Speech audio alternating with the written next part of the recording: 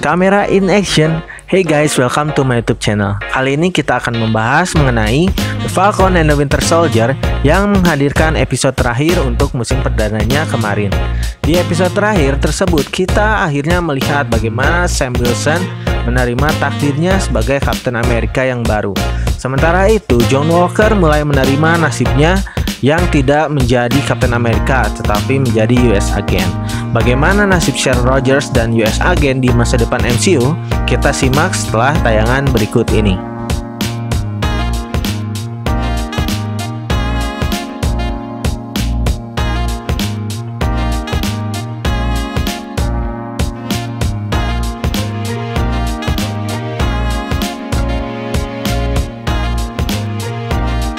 Dengan tidak adanya pengumuman resmi dari Marvel mengenai musim kedua film atau konfirmasi apakah Sharon dan US Agent akan kembali muncul, momen di mid-credit scene ini bisa mengarah kemanapun.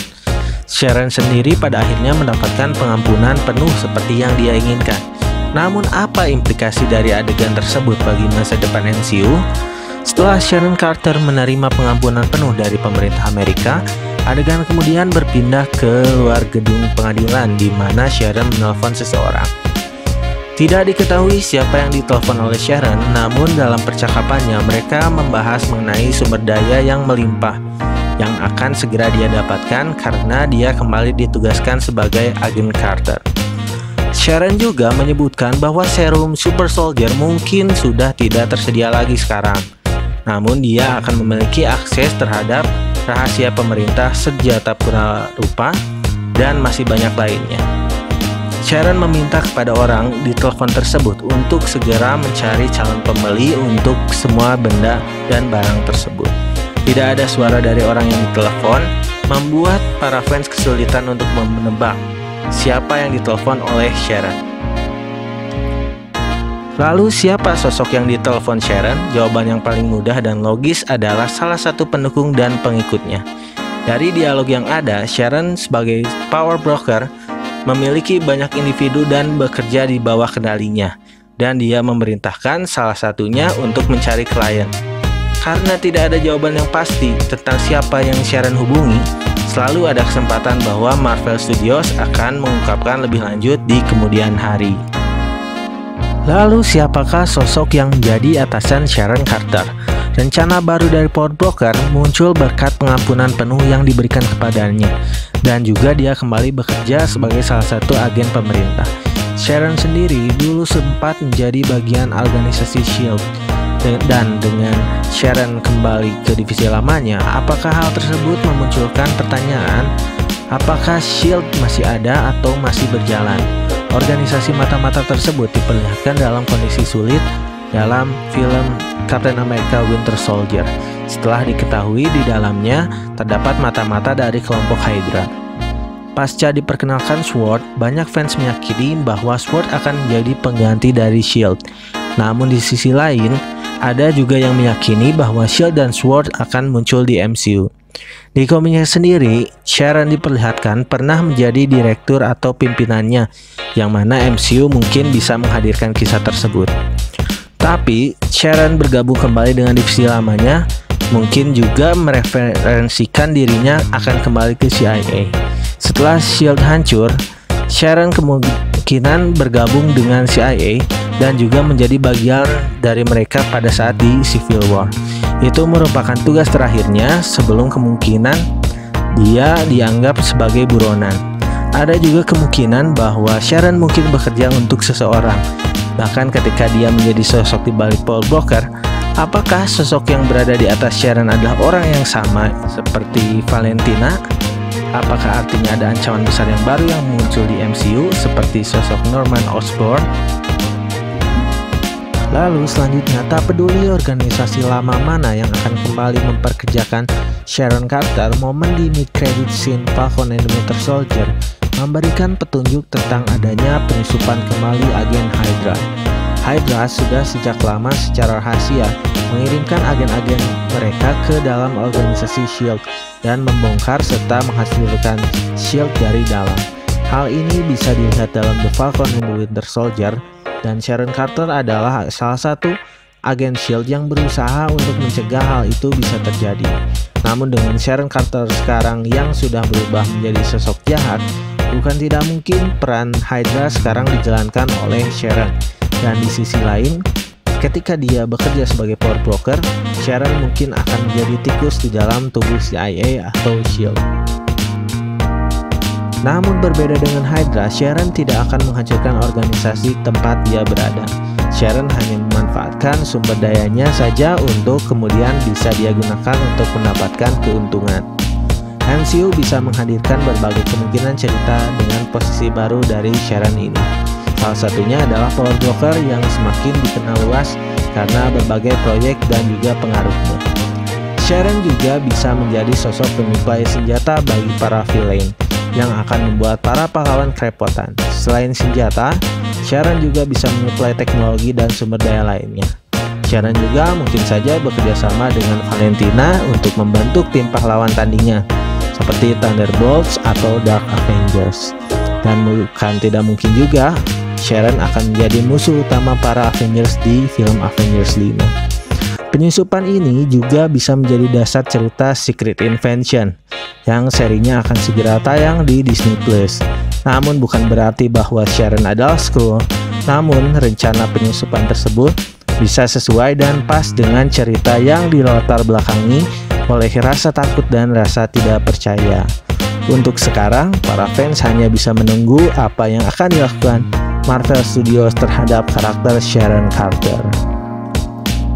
Sementara itu, John Walker memang tidak bisa menjadi Kapten Amerika yang baru, tetapi sekarang dia lahir kembali dengan nama dan kostum baru sebagai US Agent. Episode terakhir The Falcon and the Winter Soldier memperlihatkan John bekerja sama dengan wanita misterius bernama Contessa Valentina Allegra de la Fontaine.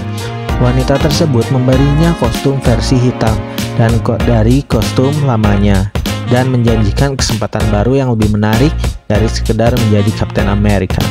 Setelah berada pada titik terendahnya karena membunuh dengan sadis dan harus kehilangan perisainya setelah kalah oleh Falcon dan Winter Soldier, John Walker mempertanyakan moralnya. Setelah secara resmi gelar Kapten Amerika ini dicabut, dia membuat perisainya sendiri dan bergabung dalam pertempuran terakhir melawan para Flag Smasher. Dalam kebimbangan, dia harus mengambil pilihan moral, mengejar Karli Morgenthau dan membalaskan dendamnya atau menyelamatkan truk yang penuh dengan sandera. Dengan heroik, dia memilih untuk melepaskan dendamnya dan menjadi pahlawan seperti yang selama ini yang dia harapkan. Meskipun John Walker berhasil mengambil keputusan sulit dan untuk saat ini Flag Smasher sudah dikalahkan, karakter barunya sebagai US Agent bisa membawanya ke persimpangan moral lagi. Tergantung nantinya rencana Val untuk masa depan US Agent seperti apa. Lalu siapakah US Agent?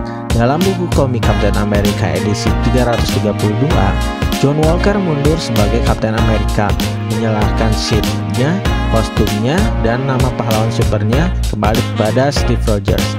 Saat John Walker memberikan pidato perpisahan, General Hayward memalsukan kematiannya.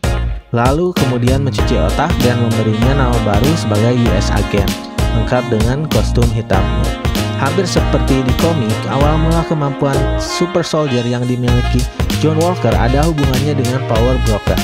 Bedanya di komik, dia diberi langsung oleh Power Broker, sedangkan di MCU dia mengambil serum Power Broker yang tertinggal oleh Karli. Kekuatan John bisa dibilang hampir sama dengan Kapten Amerika, seperti peningkatan kekuatan, kelincahan, daya tahan, dan penyembuhan, serta ditambah kemampuan bertarung yang sangat terasa. Kostum US Agent hampir sama dengan kostum John pada saat menjadi Kapten Amerika, hanya saja dalam versi hitam dan tambahan strip-strip putih. Pada kostum lamanya, secara tidak sadar, tidak ada strip putih yang bisa diartikan sebagai kemuliaan hati dalam bendera Amerika, sedangkan untuk kostum barunya sebagai US Agent, ada strip-strip berwarna putih dan warna biru sebagai lambang keadilan diganti menjadi warna hitam. Dalam komik, kostum hitam sebenarnya dipakai oleh Steve saat diberhentikan secara paksa sebagai Kapten Amerika, dan hitam dalam kostumnya melambangkan perlawanan. Setelah Steve kembali menjadi Kapten Amerika, John mengenakan kostum hitamnya tersebut. Dengan begitu bisa diartikan dengan kostum baru US Agent, John bisa melakukan apa saja sesuai kehendaknya, tanpa perlu khawatir melewati batas-batas moral. Lalu bagaimana masa depan US Agent? Tindakan heroiknya di episode terakhir The Falcon and the Winter Soldier mungkin menyiratkan bahwa John lebih tepat disebut pahlawan super daripada penjahat super. Tetapi apakah benar seperti itu? Di dalam komik, US Agent adalah Captain America versi yang lebih temperamen, liar dan brutal. Lebih banyak menggunakan kekerasan untuk mencapai tujuannya. Salah satu kalimat terakhirnya di episode terakhir The Falcon and the Winter Soldier yaitu "I'm back" sambil tersenyum, seperti memperlihatkan bahwa dia belum sadar sepenuhnya akan kesalahannya pada saat menjadi Captain America. Untuk saat ini, masa depan US Agent ada di tangan Val sebagai orang yang akan merekrutnya.